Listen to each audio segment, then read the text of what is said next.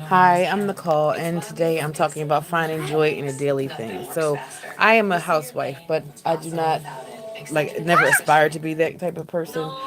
Sorry, no offense, housewives. Well, I am one, so I can say that. But anyway, I personally chose. I'm trying to turn the TV down. I chose to work. At some point, I decided when I had my daughter that I wanted to stay home. So a part of me always wanted to work and never ended up being able to because my husband works um, too much. So pretty much I had to stay home. Anyway, the point is that it's been torture because for me I have had I'm not into like really cleaning and cooking and all that other crap. I'm just into like working and doing that with my husband. Like he do some, I do some, that kind of thing. I was never thinking I wanted to do all of it, but I do know that God sent me here, put me in this position so that I can learn how to do this. Don't knock over the socks. I have a whole basket of socks, and I do not want the babies to knock them over. I have two little babies who are like 2 and 3, and they're crazy. Anyway, so they're the ones pushing against me to try to get some attention right this minute, which they'll get in like 5 seconds. Okay, do not eat my knuckles, please. So anyway, so I'm finding joy in. So anyway, so I'm finding joy in the. Can you be quiet, please? Shh. Okay, get off of the keyboard. Please get off the keyboard. Let her stand on it. Leave her alone. She's playing with it. Okay, no, actually, you get off the keyboard. You shouldn't be stepping on it either. If you're going to step on the keyboard, you cannot play with it. No, you can type with it. You don't step on it. You can type with it. You don't step on it. Anyway, so my point is that is that I'm starting to find fun in actually doing some of these tasks like folding clothes. I'm sitting here doing that. I can't stand doing that. I hate dishes. I hate all that stuff. But as a part of me is actually looking forward to it because I've been helping. I started working last year from home, which was absolute torture. Not the work part of home, which was absolute torture. Not the work part of it, but the part where I had to do that with two small babies. Like one was like one, and one was like newborn, or 2 years ago because she's two now. So anyway, the point is that it was very difficult to do that, and then now I'm actually we're helping with my daughter's school, which um, I'm really enjoying it. But what's happening is that my dreams are starting to come to the forefront. The things that I want to do, I want to speak, I want to write, and things like that. And I need time to do that, and I don't have time to help build up someone else's dream and then let my dream die.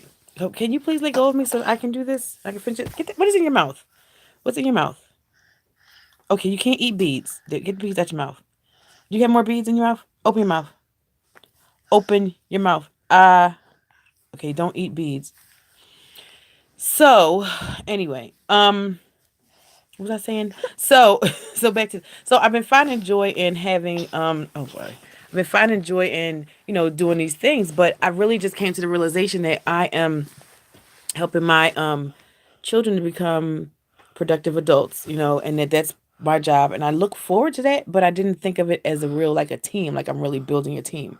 And somehow last week I got to see that, like, wait a minute, you're going to be building a team of people, which is your own team. No, no, stop touching it.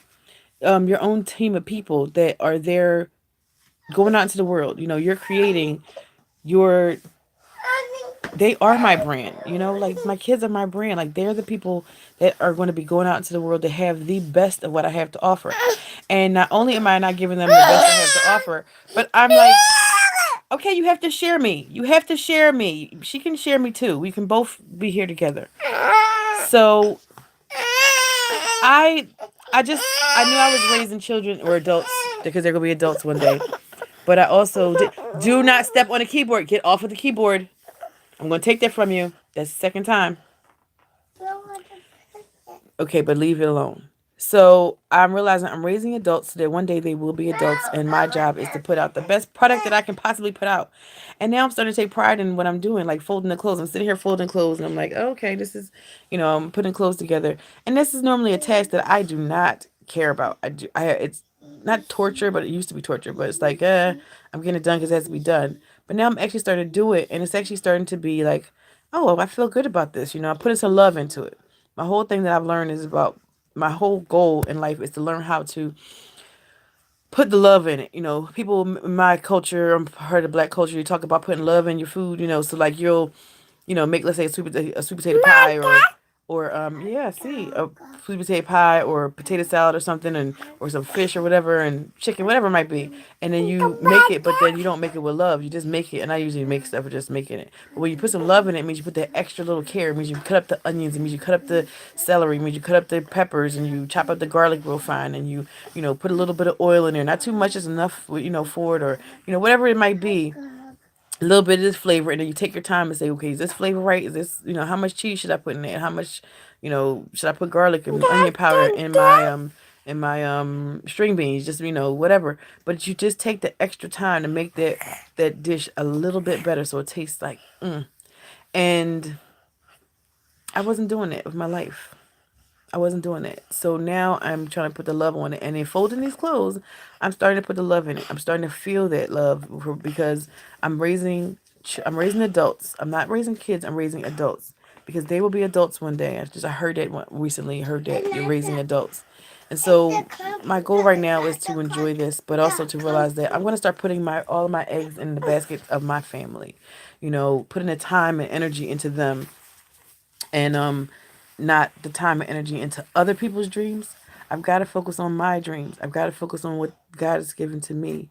And what are you doing? What channel are you changing this to? Oh, no, we don't need Netflix.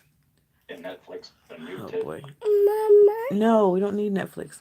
So anyway, hopefully this helps somebody because the daily activities sometimes become very okay. Can we not do this? Well, okay. Yes, we don't need that.